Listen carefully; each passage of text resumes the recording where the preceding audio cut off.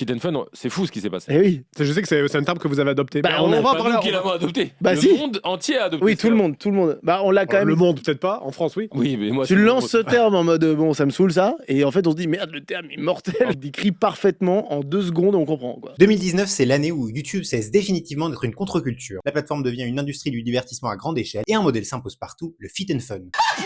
Ça m'arrangerait pas mal. Les symboles de ce format, ce sont McFly et Carlito, mais aussi les fédérations de YouTubeurs réunis en collectif comme la Redbox, Maison Grace ou la Team Croton. On industrialise, on groupe et les vidéos ne sont plus tournées dans des chambres mais dans des studios avec cadreurs, ingénieurs du son, monteurs, producteurs. Et les durées des formats explosent, là où des vidéos faisaient 5 à 10 minutes au début des années 2010, elles dépassent désormais 40 minutes, parfois 2 heures, avec un cadre qui reste le même montage ultra rapide, les cuts permanents, les rires surjoués et les concepts interchangeables. Cette année-là, le youtubeur joueur du grenier, présent depuis des années sur la plateforme, met des mots sur ce malaise. C'est des feats et du fun. Des feats, faire des vidéos avec d'autres gens connus, d'autres youtubeurs, du fun, juste passer la vidéo à rigoler tout le temps, et puis un montage très dynamique. Dynamique, faut que ça bouge, faut que ça cut, tout le temps. La caméra, faut qu'elle bouge, parce que si elle bouge pas, on risque de vous ennuyer, donc il faut que ça bouge. Vous savez, c'est les clés, il faut agiter les clés. Il dénonce un YouTube devenu fade, où tout le monde fait tout non par envie, mais parce que l'algorithme l'exige. C'est plus qu'est-ce que j'ai envie de raconter, mais qu'est-ce qu'il va cliquer. Il déplore les intentions de ses collègues, loin de l'artisanat de la vidéo passion